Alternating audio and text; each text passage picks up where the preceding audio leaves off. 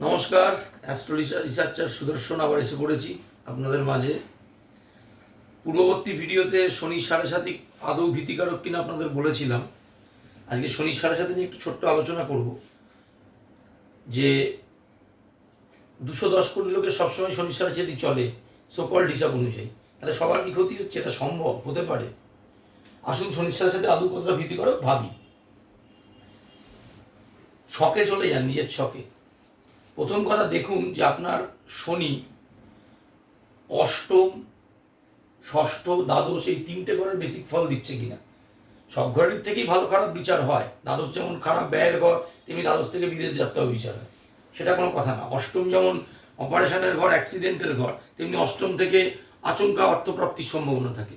কিন্তু most probably maximum খারাপগুলো এই তিনটে ঘর থেকেই হয়, ষষ্ঠ, অষ্টম এবং দ্বাদশ।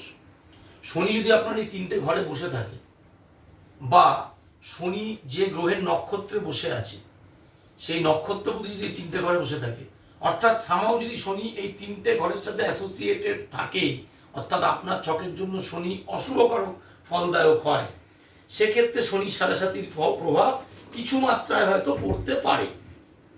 First point. সেকেন্ড পয়েন্ট, ওই যে কাল সর্বদোষের মতো আবার বলছি, সারা জীবন রোজ সকালবেলা ঘুম থেকে উঠবেন, শনি সাড়ে সাতির প্রভাব পাবেন তা তো না। তাহলে লোকের চাকরি বাকরি, গাড়ি বাড়ি, উন্নতি এত কিছু হতো না পৃথিবীতে। কখন পেতে পারেন? দেখবেন যে অশুভ শনির ক্ষেত্রে আপনার শনির মহাদশা চলছে কিনা। যে সময় চন্দ্রের ওপর শনির গোচর যাচ্ছে সেই সময় শনির মহাদশা চলছে কিনা, চন্দ্রের মহাদশা চলছে কিনা, বা ছকে শনি চন্দ্রের কোনো কানেকশন আছে কিনা। কিরকম কানেকশন? অপোজিট ঘরে বসে দৃষ্টি বিনিময় করছে, উভয় নক্ষত্রে বসে, চন্দ্র শনির নক্ষত্রে বসে, বা শনি চন্দ্রের নক্ষত্রে বসে, বা চন্দ্র শনি একই ঘরে একই সাথে বসে, সেক্ষেত্রে আপনি একমাত্র এফেক্ট কিছুটা পেতে পারেন, নাহলে কোনো এফেক্ট পাবেন না। এক। দ্বিতীয় কথা, মেন হচ্ছে দশা।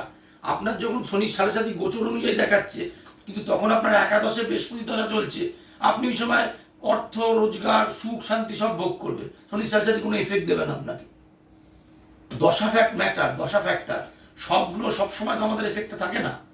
যদি থাকতো তাহলে এরকম ফল পেতাম নাকি যে রোজ সকালে ঘুম থেকে উঠছি, রোজ আমার একটা করে বিয়ে হয়ে যাচ্ছে, রোজ নতুন নতুন চাকরি পাচ্ছি, রোজ গাড়ি কিনছি, রোজ অসুস্থ হচ্ছি, রোজ বাড়ি করছি, মানে সব ফল রোজ পাচ্ছি, তা তো সম্ভব না। সুতরাং শনি অ্যাসোসিয়েটেড দশা যদি শনি সাড়ে সাতি চলার সময় আপনাদের ছকে চলে, তাহলেই শনি সাড়ে সাতির প্রভাব আপনারা পেতে পারেন। তো প্রোভাইডেড শনিকে খারাপ ঘরের সাথে কানেকশন থাকতে হবে। আর যদি দশায় না চলে, অন্য দশা চলে, তাহলে খারাপ ঘর ভালো ঘর যে কানেকশানই থাকুক, শনি সাড়ে সাতির এফেক্ট থাকবে না। সুতরাং কালসর্পদোষের মতো এটা নিয়েও অত ভীতি সঞ্চার করার মনের মধ্যে কোনো প্রয়োজন নেই। আশা করি বোঝাতে পারলাম। ভালো থাকবেন।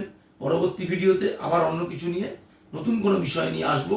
ততক্ষণ লাইক করতে থাকুন, ফলো করতে থাকুন, শেয়ার করতে থাকুন, সাবস্ক্রাইব অবশ্যই করবেন। ধন্যবাদ, নমস্কার।